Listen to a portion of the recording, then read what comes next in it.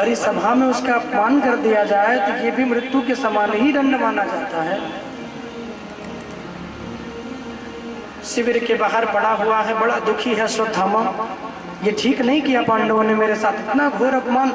ये नहीं सोच रहा है कि मैंने कितना बड़ा अपमान, कितना बड़ा द्वेष किया, बच्चों का हत्यारा हूं मैं। बाहर खड़ा हुआ है, यहाँ पे भगवान सबको सांत्वना देते हैं और द्रौपदी जी कहते प्रभु आपकी बदनामी हो गई। भगवान के मेरी बदनामी क्यों? बोले लोग यही कहेंगे जिस वंश की रक्षा के लिए भगवान कृष्ण खड़े थे उनके वंश में कोई दीपक जलाने के लिए नहीं बचा। भगवान का ये कैसे संभव है, ये तुमने कैसे सोच लिया?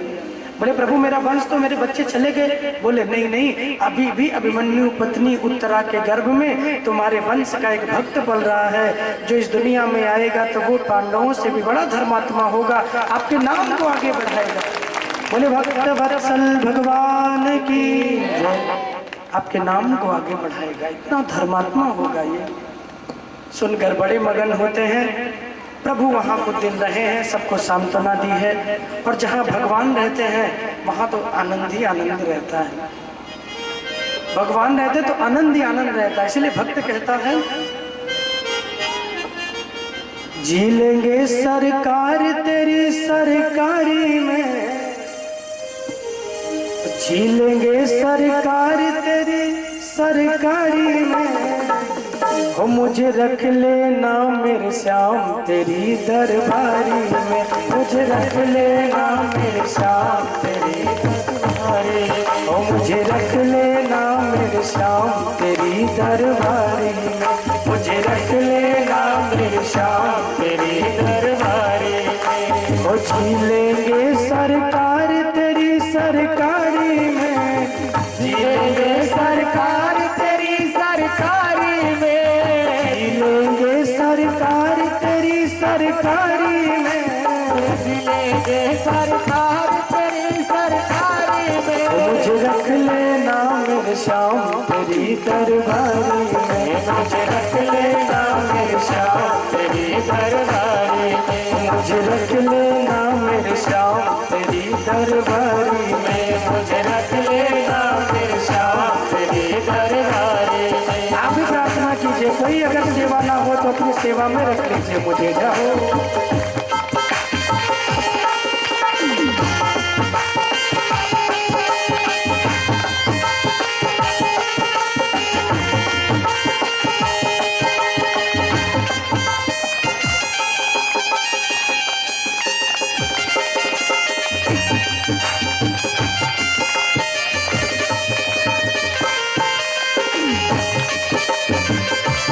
मेरे प्यारे रहो,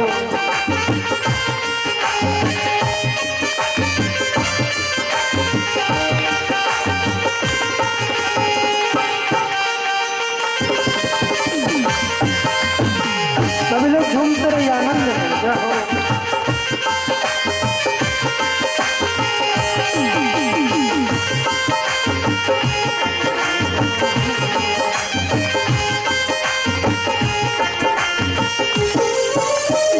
तेरा रुतबा तेरा नजारा दो जहां से न्यारा है, तेरा रुतबा तेरा नजारा दो जहां से न्यारा है, ओ दिल भर मेरे तुम सा न कोई, दिल भर मेरे तुम सा न कोई, लगता मुझको प्यारा है, दिल भर मेरे तुम सा न कोई, लगता मुझको प्यारा है, आ गया मुझको मजा तेरी यारी में, आ गया मुझको मजा तेरी यारी में, रख लेना मेरे श्याम तेरी दरबारी में, मुझे रख लेना मेरे श्याम तेरी दरबारी में, मुझे रख लेना मेरे श्याम तेरी दरबारी में, मुझे रख लेना मेरे श्याम तेरी दरबारी। प्रेम और भाव से प्रार्थना कीजिए भगवान से, दोनों हाथ पीछे वाले भैया बेटा।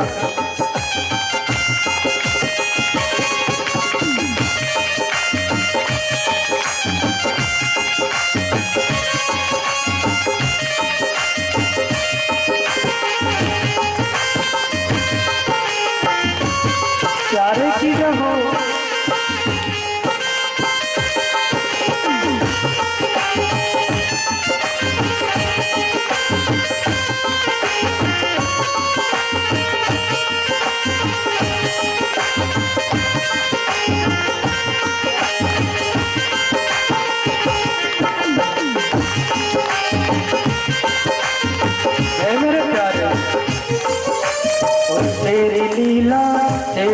भजनों को सदा गाता रहूं। तेरी लीला तेरे भजनों को सदा गाता रहूं। तेरी लीला तेरे भजनों को सदा गाता रहूं। तेरी लीला तेरे भजनों को सदा गाता रहूं। तेरे लिए कल मरना पड़े तो, तेरे लिए कल मरना पड़े तो, तेरे लिए कल मरना पड़े तो, तेरे लिए कल मरना पड़े तो, तेरे दर पे ही मरूं। तेरे लिए कल मरना पड़े तो, तेरे दर पे ही मरूं। क्या करूं बन जाऊं तेरी प्यारी मैं, क्या करूं बन जाऊं तेरी प्यारी में। मुझे रख लेना मेरे श्याम तेरी दरबारी में, मुझे रख लेना मेरे श्याम तेरी दरबारी में। मुझे रख लेना मेरे कान्हा तेरी दरबारी में, मुझे रख लेना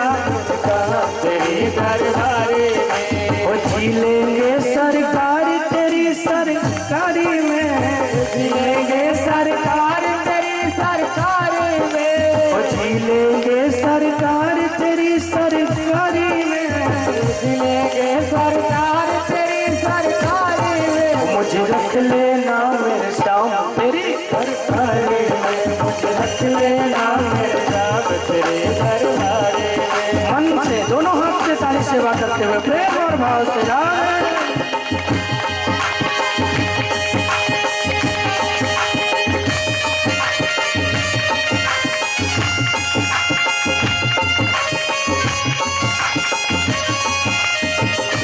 सब लोग ताली सेवा करते हैं, आप छोड़ के मत बैठिए, निवेदन है मेरा।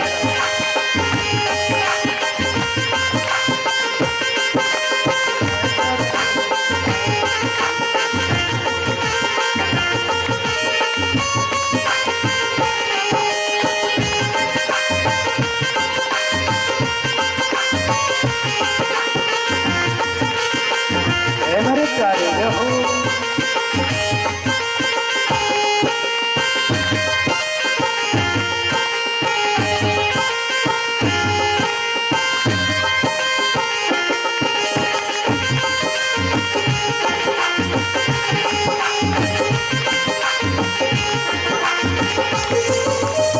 तेरी कृपा हो जाए कर जग में तेरा नाम करूं। तेरी कृपा हो जाए कर तेरा महताब करूं। तेरी कृपा हो जाए तो जग में तेरा नाम करूं। तेरी कृपा हो जाए तो तेरा नाम करूं। देना इतनी शक्ति बाबा, देना इतनी शक्ति बाबा, देना इतनी शक्ति बाबा, तेरे दर से ना हटूं। देना इतनी शक्ति बाबा, तेरे दर से ना हटूं। ओ श्याम नाम मैं गाऊं तेरी प्यारी में, श्याम नाम मैं गाऊं तेरी प्यारी में। मुझे रख लेना मेरे श्याम तेरी दरबारी, मुझे रख लेना मेरे श्याम तेरी दरबारी। मुझे रख लेना मेरे श्याम तेरी दरबारी, मुझे रख लेना मेरे श्याम तेरी दरबारी। और जी लेंगे सरकार तेरी सरकारी में, जी लेंगे सरकार तेरी सरकारी में। और जी लेंगे सरकार तेरी सरकारी में, जी लेंगे सरकार तेरी सरकारी में। मुझे रख लेना मेरे श्याम तेरी दरबारी, मुझे रख लेना मेरे श्याम तेरी दरबारी। मुझे रख लेना मेरे श्याम तेरी दरबारी, मुझे रख लेना मेरे श्याम तेरी दरबारी।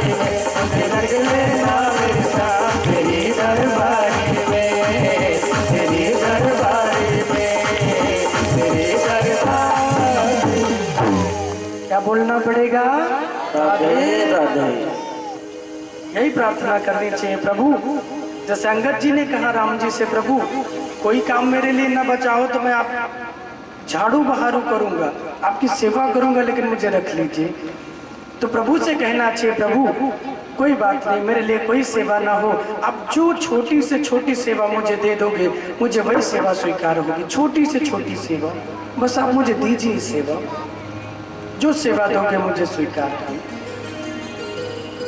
अश्वत्थामा ने जब देखा मेरी इतनी अपमान हुआ, इतनी बेइज्जती हुई, उत्तरा के गर्भ में तो एक बालक रह गया, तो पुनः धनुष पे बाण चढ़ाया और उत्तरा के गर्भ को मिटाने के लिए बाण को छोड़ा।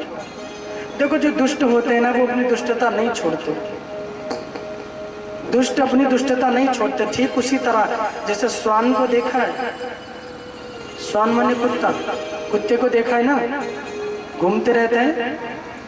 कुत्ते की पूंछ कभी सीधी देखी है? हमेशा टेढ़ी होती है। आप उसे चाहे 20 साल तक पाइप में डाल के सीधा करो, जैसे पाइप निकालोगे फिर टेढ़ी हो जाएगी। प्रवृत्ति है महाराज। तो उसी प्रकार दुष्ट आदमी कितना भी सीधा क्यों ना आपके सामने हो जाए, लेकिन मौका पड़े तो तुरंत अपने दुष्टता नहीं। वही दशा होगी ना, सांप को दूध पिलाओ फिर भी वो दस ही लेता है। तो ये दुष्ट लोग अपनी दुष्टता नहीं छोड़ते। बाण चढ़ा के उत्तरा के गर्भ पे प्रहार किया है, और जब गर्भ में आके बाण लगा तो कोई सहारा नहीं दिखा, तो कृष्ण को याद किया। भगवान रथ में बैठ के जाने ही वाले थे कि पांव पकड़ लिया।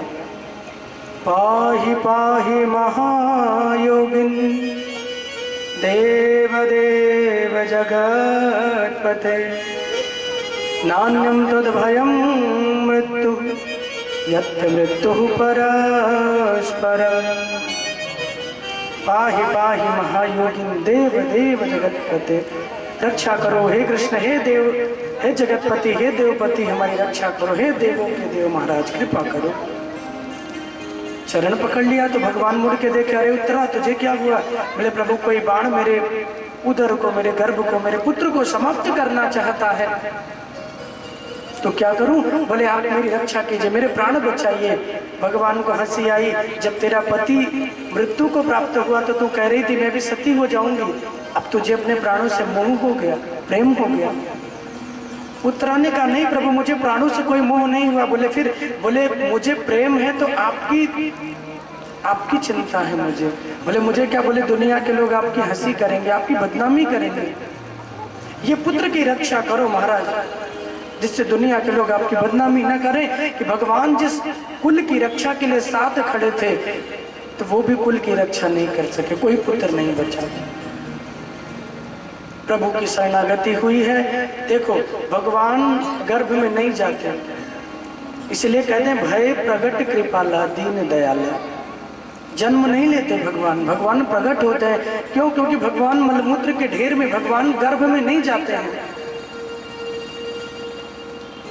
भगवान कभी किसी के गर्भ में नहीं गए। जो भगवान की माता है देवकी, यशोदा, भगवान उनके भी गर्भ में नहीं गए।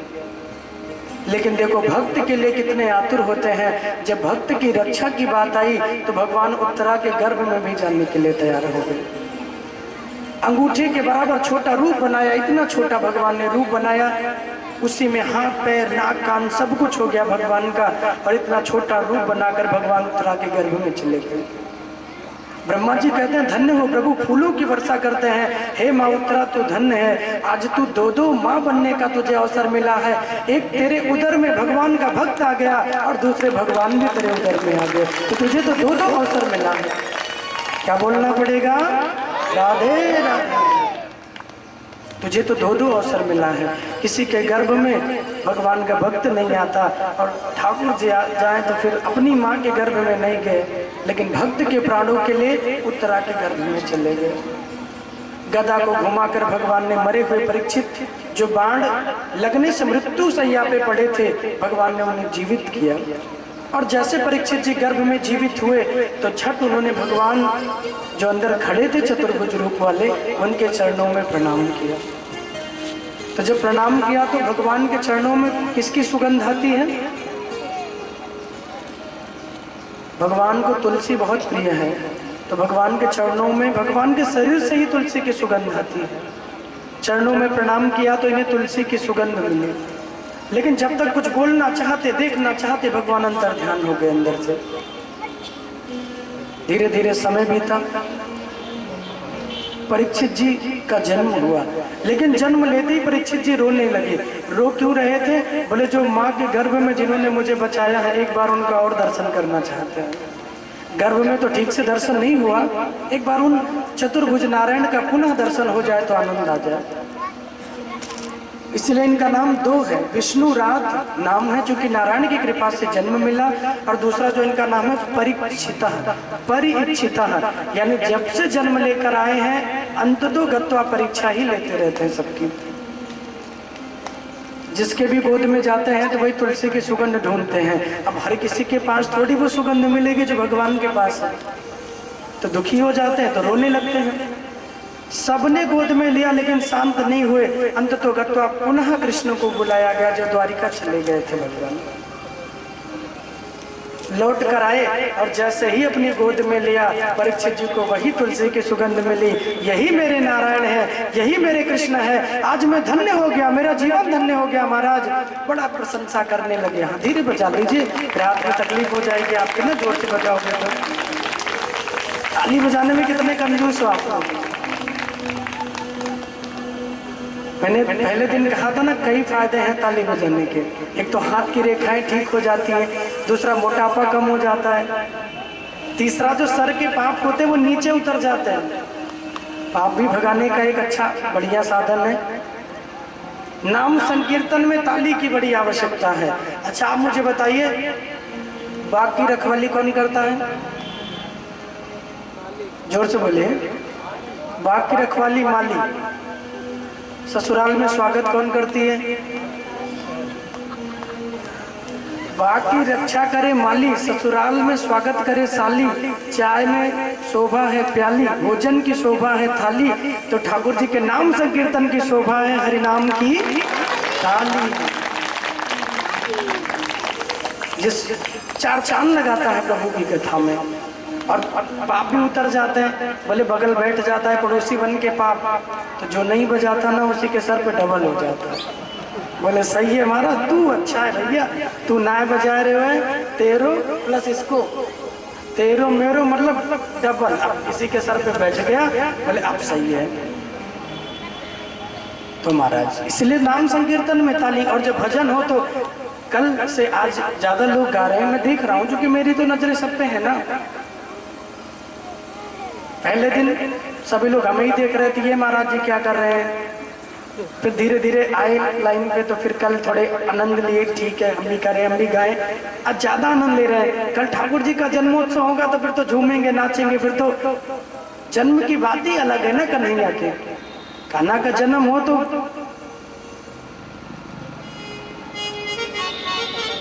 जन्म की के बाद ठाकुर जी की शोभा की कथा जो है ना वो 1000 गुना बढ़ जाती है। यशोदा जी के अनेक बधाइयाँ होंगे, अनेक उत्सव होंगे, बहुत आनंद आने वाला है। कल सभी लोग आइएगा, पीले वस्त्र में आइएगा। कैसे आना है?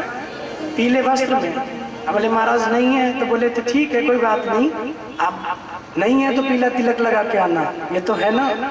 बोले ये भी नहीं है, बोले हम व्यवस्था कर देंगे। भाई वस्त्र तो नहीं दे सकते हम सबको, लेकिन तिलक की व्यवस्था यहाँ कर सकते हैं। जो ना लगा के आए उसे यहाँ मिलेगा। बाकी सभी लोग कोशिश कीजिए पीले वस्त्रों में, कुछ ना कुछ पीला आपके साथ हो। हमारे ब्रज में ठाकुर के उत्सव मनाते हैं तो पीत वस्त्रों में मनाते हैं, ताकि जब कल कृष्ण यहाँ पधारे हमारे भांडे परिवार में, आप सबके सामने कृष्ण का आप सबको दर्शन होगा झांकी में सुंदर, तो आप सबको ये लगे ठाकुर जी को कि हाँ हमारे इतने भक्त यहाँ मेरे स्वागत में बैठे हैं, इतने भक्त हैं। तो कृष्ण के जन्म के उत्सव के लिए सब लोग कल आइएगा। सारे मोहल्ले में ये हल्ला हो गया, वो मेरी मैया यशोदा को लल्ला हो गया। यशोदा जी का आनंद, बाबा नंद का आनंद, बहुत प्यारा प्यारा भाव है और बड़ा आनंद आएगा। पीत वस्त्रों में लोग कोशिश करेंगे। अभी कथा में ध्यान दीजिए। क्या कह रहे थे हम? सूत जी महाराज कहते हैं कि देखो भैया, ठाकुर जी तो बड़े भक्त वत्सल हैं, बड़े दीनानाथ हैं। परीक्षित के प्राणों की रक्षा की, जैसे गोद में लिया तो खिल खिला के हंस पड़े, यही मेरे कृष्ण हैं। दर्शन हुआ, नाम पड़ा परीक्षित, परीक्षित नाम पड़ा। बड़े धर्मात्मा राजा हैं, धीरे धीरे बड़े होने लगे। और देखो सब लोग भगवान से धन दौलत मांगते हैं, सब लोग भगवान से कुछ ना कुछ अच्छाई मांगते हैं। कभी भगवान से किसी ने दुख मांगा है? जवाब दीजिए, कोई अगर भगवान से दुख मांगता हो तो हाथ उठा के बताइए कि हाँ महाराज हमने भगवान से कभी दुख मांगा। एक हाथ, करोड़ों व्यक्ति में एक हाथ नहीं उठ सकता। करोड़ों की संख्या हो, 125 करोड़ देशवासी हैं हमारे भारत देश में, एक ये नहीं कहता कि हमें दुख दे दीजिए। सब लोग यही कहते हैं सुख दे दीजिए, ये दे दीजिए, मेरा दुकान चले, मकान चले, गाड़ी चले, ये हो वो हो। सभी तो भगवान से कुछ ना कुछ मांगते हैं। भाई हम गाड़ी लेकर जाते तो भगवान से कहते हैं प्रभु गाड़ी ठीक ठाक चले, बिगड़े ना, पंचर ना हो, एकदम बढ़िया से घर वापस आ जाए। पंचर की दुकान वाला भी तो भगवान को यही मनाता है, किसी की गाड़ी पंचर होगी तभी तो हमें 2 पैसा मिलेगा। अभी सारे भगवान करे क्या, किसकी सुने, पंचर करने वाले की कि ना करने वाले की। हम देखते हैं हमारे घर में कोई झगड़ा लड़ाई ना हो, कोई वकील साहब हो तो वो भी प्रभु से कहते हैं कोई हो मुकदमा तो हमें कुछ मिले, तभी तो हमें कुछ मिलेगा। सेठ जी महाराज या कोई भी, हम जैसे भी, आप जैसे भी, धन तो सबको बहुत प्यारा होता है, नहीं? माला, झोली, भगवान की पुस्तक या कोई कितनी भी बहुमूल्य चीज हो, कोई उसे उतना अंदर नहीं रखता जितना अंदर धन रखता है। सबसे अंदर कोई चीज रखी जाती है तो वो धन है। बोले घर के अंदर कमरा, उसके भी अंदर कमरा, उसके अंदर अलमारी, फिर अलमारी में भी अलमारी, फिर लॉकर, फिर छोटा, फिर उससे छोटा, फिर उससे छोटा, फिर सबसे छोटा, फिर वामे, फिर एक पोटली, फिर पोटली, फिर अरे क्या बताएं महाराज, बहुत विधि से रखते हैं। रखना भी चाहिए, कितनी मेहनत का धन होता है।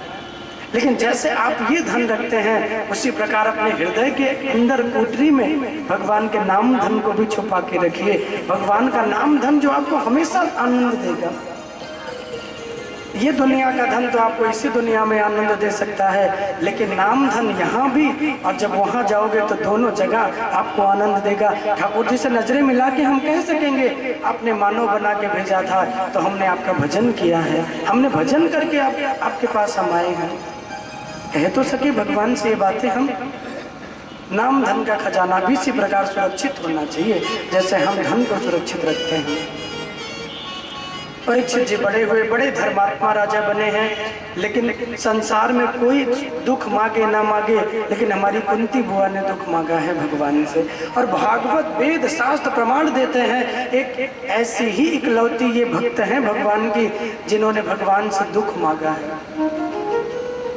और जानते हैं सुख में भगवान आपको सुखी करते हैं, लेकिन खुद का साथ आपसे छुड़वा के दूर चले जाते हैं। लेकिन दुख आता है, आपको दुख जरूर मिलता है, लेकिन दुख में मेरे गोविंद आपके बिल्कुल करीब खड़े होते हैं, आपके बगल ही खड़े होते हैं महाराज, आपसे दूर नहीं होते। कुंती ने चरण पकड़ा प्रभु के, भगवान ने कहा बुआ क्या चाहती हो, भतीजे के चरण क्यों पकड़ रही हो? कुंती ने कहा आपने जो लीला उत्तरा के गर्भ में की ना, वो किसी ने देखा हो ना देखा हो, लेकिन हमने देख लिया प्रभु। वो लीला कोई और ना देख पाए महाराज, लेकिन मैंने वो लीला देखी है जो आपने परीक्षित के प्राणों को बचाया, वो लीला मैंने देखी है। अच्छा तो बोले एक वरदान चाहिए। बोले जब भगवान मान ही लिया है तो जो मर्जी मांग लो, बोलो तुम्हें क्या वरदान चाहिए।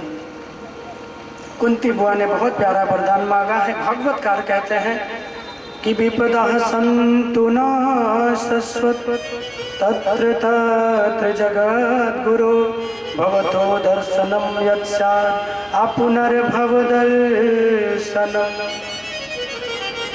विपदा सन्तु न शश्वत, हे प्रभु ये जब तक मेरा जीवन है, जब तक मेरे प्राण हैं, तब तक मेरी जिंदगी में दुख ही दुख मिले, मुझे विपत्ति ही विपत्ति मिले, कष्ट ही मिले, मुझे सुख नहीं चाहिए, मुझे कष्ट चाहिए। भगवान कहते हैं बुआ जी ये आप क्या मांग रही हो, ये तो मैं पहली बार सुन रहा हूँ कि कोई मुझसे कुछ मांगे और वो दुख मांगे। कहीं ऐसा तो नहीं कि तुम सुख चाहती हो और दुख मांग रही हो?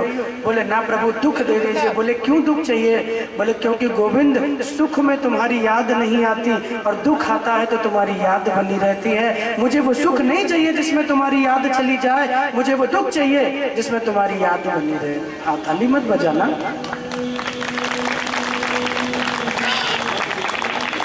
मुझे वो सुख चाहिए जिसमें आपकी याद बनी रहे। हमारे ब्रज में बहुत प्यारी बात कहते हैं, सुख के माथे सिल पड़े, हाँ, सुख के माथे सिल पड़े, जो प्रभु को नाम भुलाए, और बलिहारी व दुख को जो पल पल नाम जपाए।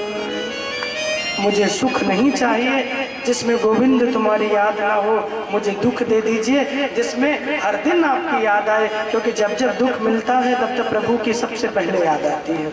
हाँ जी कि ना जी? मुंडी लाके बता दीजिए तो समझ जाएंगे, सही है ना? सुख में भले विस्मृति हो जाए कृष्ण की, अपने ईश्वर की, अपने आराध्य की, लेकिन दुख में अरे और तो क्या कहें साहब, एक छोटी सी ठोकर भी लगती है तो मुख से राम निकल जाता है।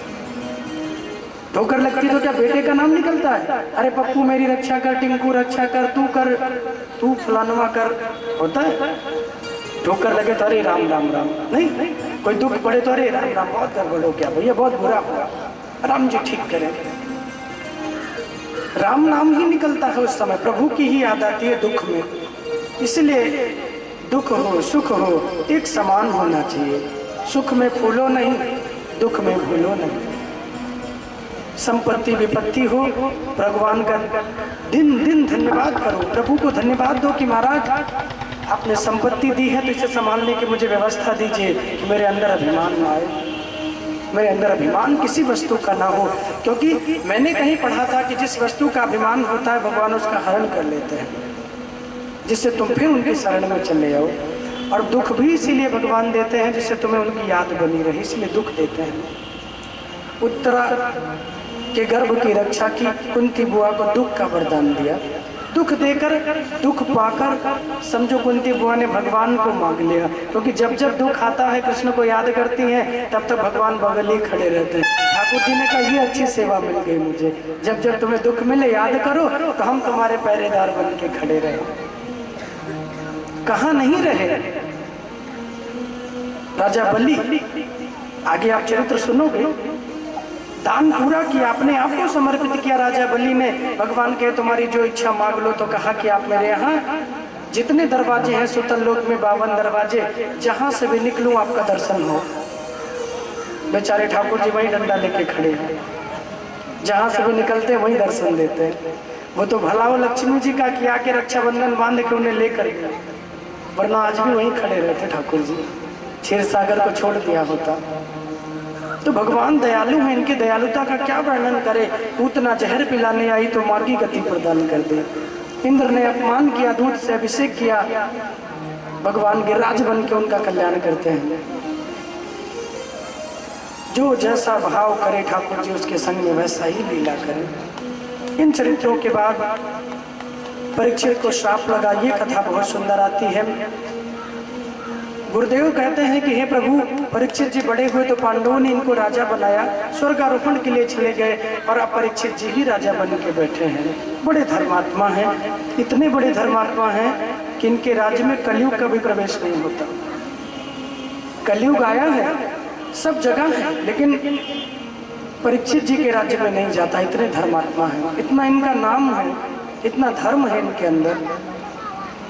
एक दिन की बात है, कलयुग जब आया, अपना पांव पसारने लगा, तो एक दिन की बात, परीक्षित जी रथ में बैठ के प्रजा के हालचाल देखने के लिए निकले थे। तत्र गोमिथुनम राजा हन्यमानम यनाथवत धन्हस्तम च विशलम ददसे निपलांछनम। सूर्य कहते हैं सोनक जी निकले थे महाराज परीक्षित जी भ्रमण के लिए, तो भ्रमण के लिए निकले थे तो एक दृश्य देखा। दृश्य बड़ा ही सुंदर था।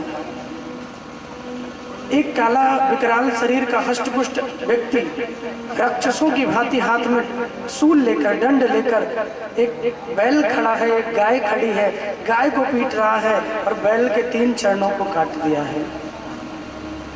कलयुग में धर्म एक